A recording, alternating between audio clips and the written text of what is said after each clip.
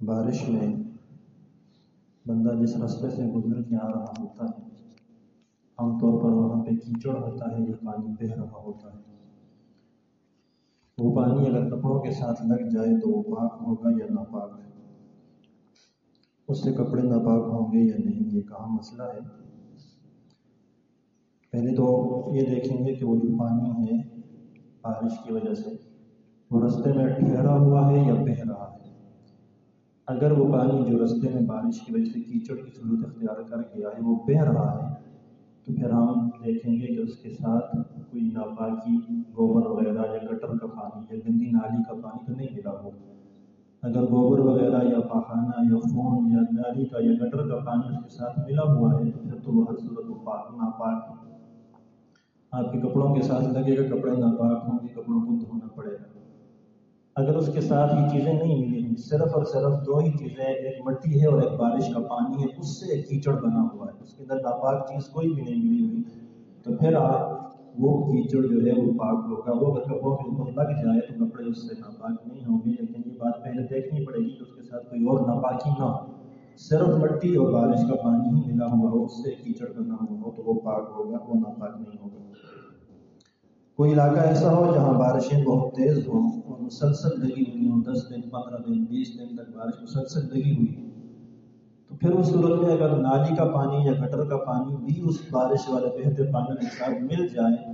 اور اس کے اندر وہ ناپاکی کے اثرات نظر نہ آ رہے ہوں، تو پھر بھی وہ گنجائش ہے کہ اس کو اگر نہ بھی دھویا تو ناپاک نہیں ہوگا،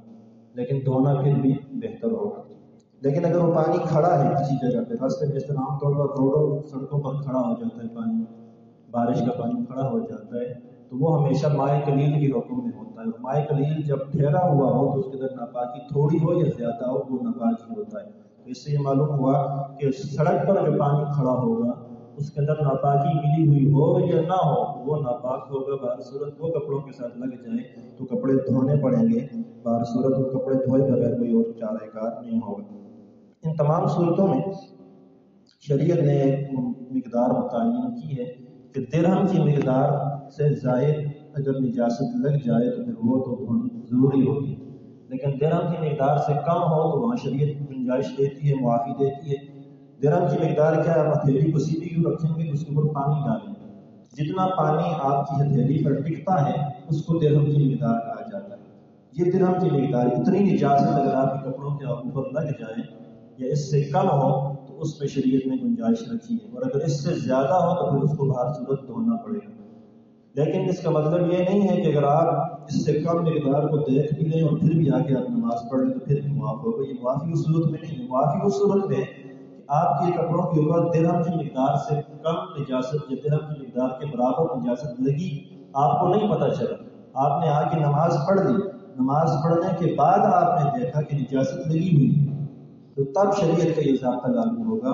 کہ درہم کی مقدار سے اگر کم ہے تو آپ کی نماز ہوگی، درہم کی مقدار کے برابر ہے تب بھی آپ کی نماز ہوگی، نماز کے بعد آپ اس کو دھو لیں، نماز کو لوٹانے کی ضرورت نہیں۔ لیکن اگر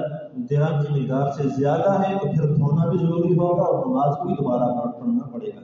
عام صورتوں میں نجاست تھوڑی ہو یا زیادہ ہو، جس کو آپ دیکھ لیں، نظر آ جائے آپ کو، تو اسی حالت میں نماز پڑھنا یہ مکروہ تحریمی ہوتا ہے۔ یہ نہیں کہ آپ ہر صورت میں سمجھ لیں کہ درہم کی مقدار معاف ہے تو لگ جائے تو دھونے کی ضرورت نہیں ہے، یہ ہر جگہ بھی ضابطہ لاگو نہیں ہوگا۔ نماز سے پہلے دیکھ لیں تو بہر صورت دھونی پڑے گی، لیکن نماز کے بعد اگر دیکھی تو پھر وہاں مقدار دیکھیں گے کم ہے تو نماز ہوگی، اگر زیادہ ہے تو پھر نماز بھی دوبارہ پڑھنی پڑے گی۔ اللہ